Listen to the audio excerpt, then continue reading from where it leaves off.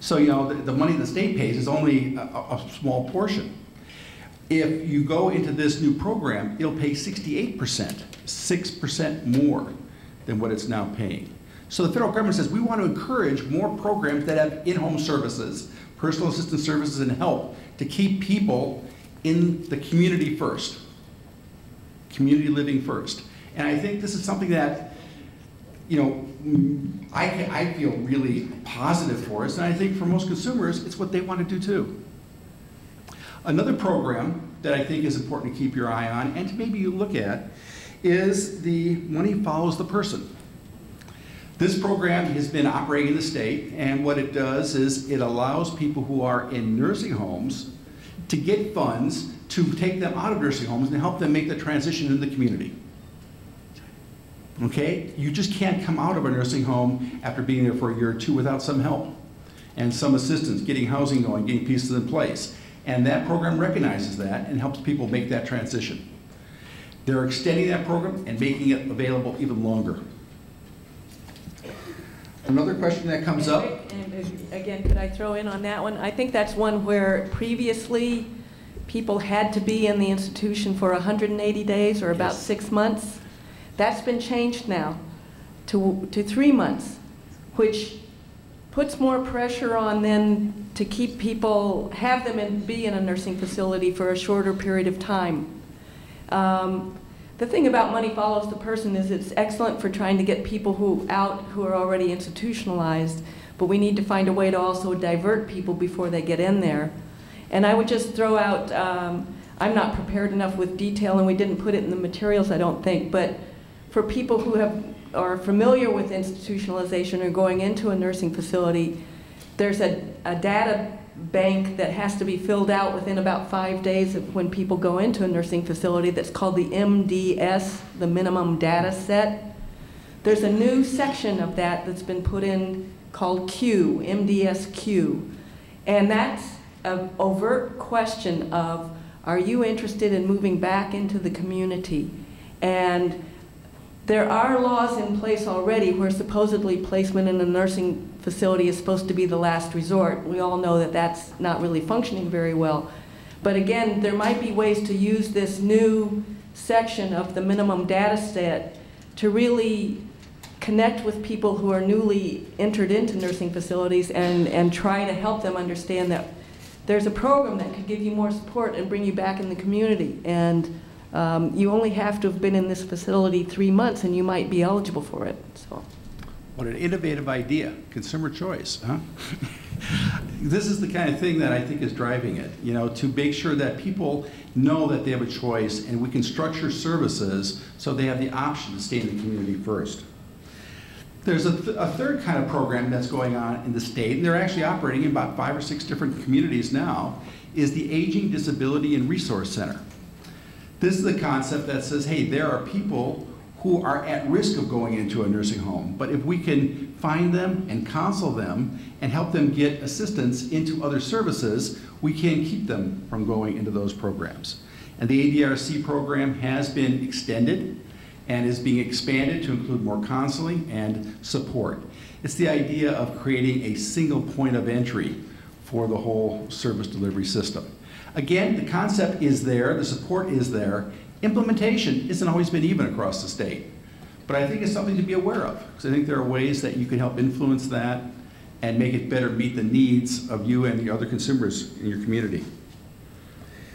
The other issue has been a problem for a long time, and Deborah's already talked about it a little bit. We find, why is it that in the long-term care arena, there are so many more people, such a higher percentage of people who need continuing care, who are Medicaid, versus the general population? Well, the reason is spend down and impoverishment. Once you start dealing with the high cost of continuing care, what assets you have get spent down very quickly. And you end up becoming Medicaid and coming into public assistance because the monies you did have got eaten up very, very quickly.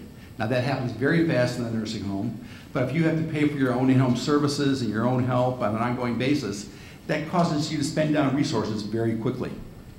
So the concept of class was to say, well, can we start providing an insurance program that can cover those costs of those in-home services and help people get them as part of an insurance program, alleviating the need to actually impoverish themselves in order to get the help they need.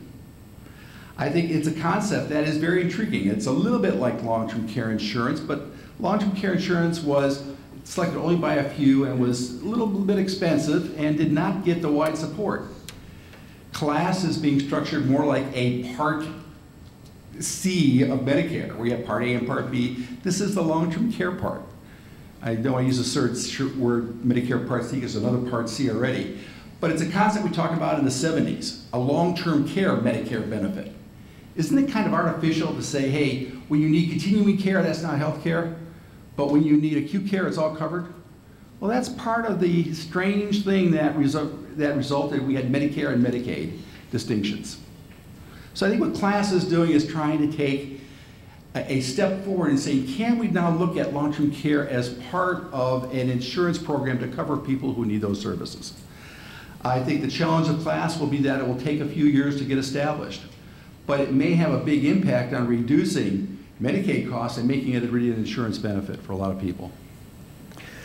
And those are some of the programs that are available now under the New Health Initiative that I think we should be aware of, because they are things that California can do if the state chooses to pursue them.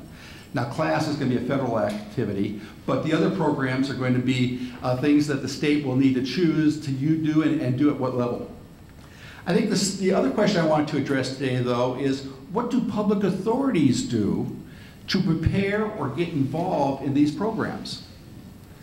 Now, first of all, does the public authority today have value? I've gotten very discouraged. You know, having been involved with the development of public authorities and the ideals and the dreams in the 90s and very excited about what it can do, I find it under assault when people say, hey, public authority, that's administrative cost.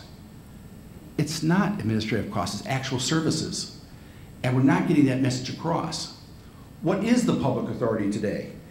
It helps consumers. It provides access to screened workers, including backup in some communities, and it provides support for consumers.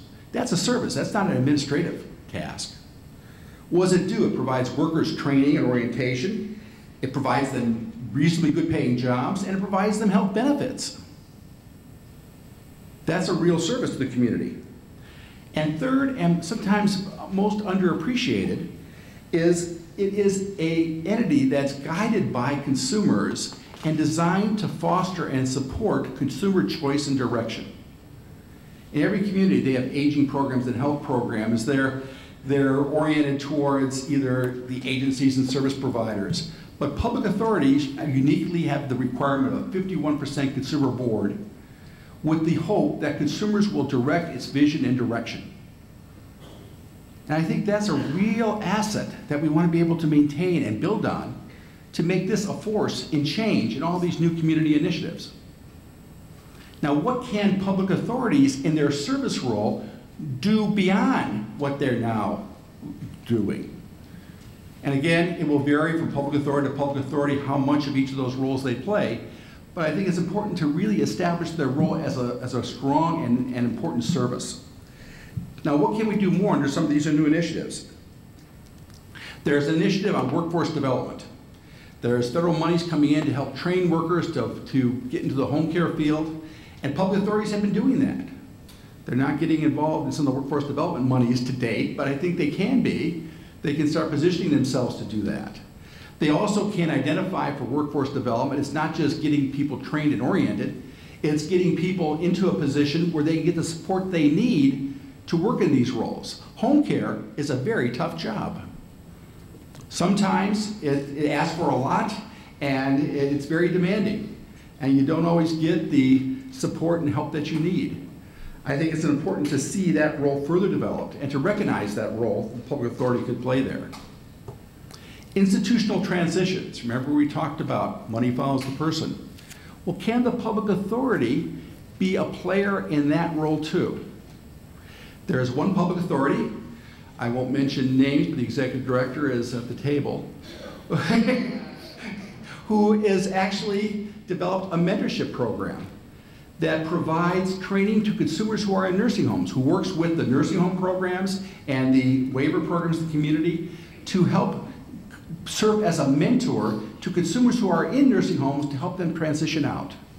If you've been in nursing homes for 4 or 10 or in some cases 20 years, managing a house, identifying a worker, hiring a worker, dealing with food, coordinating these tasks is really challenging. And I think by having a mentor, you can make that transition more successful and keep it established on a longer period of time. This is a concept that I think public authorities can do well because they're already doing it. And to recognize that they can do it in a proactive way for people who are not yet IHSS, but will become IHSS when they come up. Okay, a third kind of role is in the coordination of services. You know, a lot of the programs are calling for case managers to help people identify their needs and find their services.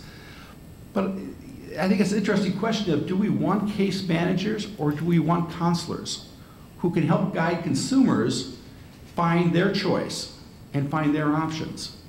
No one wants to be told what they should do. They want to know what they can do.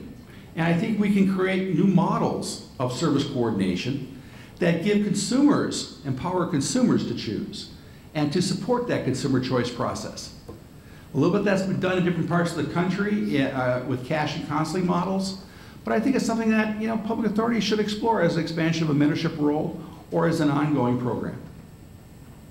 So in these new waiver programs, Community First, Choice, to look at what role the public authority wants to play in that. Finally, I think as we extend services to the middle class, I think there's a question of what is the public authority's role there? There were a couple of programs, a couple of public authorities said, hey, we have people who are near poor who need a worker. Can we give them a list of our workers so they can find a worker? They're willing to pay for it themselves. Can we do that? Well, right now, the state kind of discourages it. Saying, well, they're not IHSS yet. You can't use your resources to help them. But yet, if we're going to prepare for programs like CLASS, or today to play a more effective role with long-term care insurance programs, I think public authorities can make their services available to a broader population and help people not deteriorate to the point where they need to go to the institution first and spend down their monies and become Medicaid in order to get those services. So let's look at not saying how do we keep what we have, how do we build this concept of the service program in public authorities. It is in its infancy in its concept and its potential. And I think the power of the consumer to direct it helps give it a unique role to play in the overall process. So I guess the question that I want to go back to then is, what is your choice of what do you want? What is the future you want to see? Consumer choice has to be looked at in two ways, on an individual basis. How do we help people find their own solution? We're working with a program in Guam where they're doing this path model where people are helping to visualize what their life could be and how services could be coordinated around to help them achieve that. That's what consumer choice is all about, is helping people achieve their goals. And that's what we're trying to create service models that can enable that. Just because you have a chronic disability doesn't mean you don't have goals and you don't have the opportunity to choose and implement those. How do we create models that support that?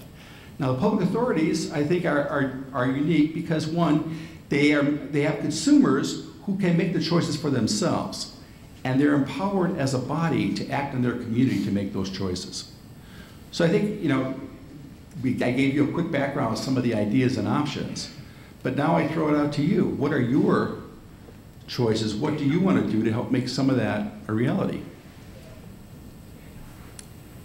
Thank you, Rick, and I hope that this gives you a sense and an overview. I think one of the things I wanted to try to help convey to people is that we will begin to hear different options of ways public authorities could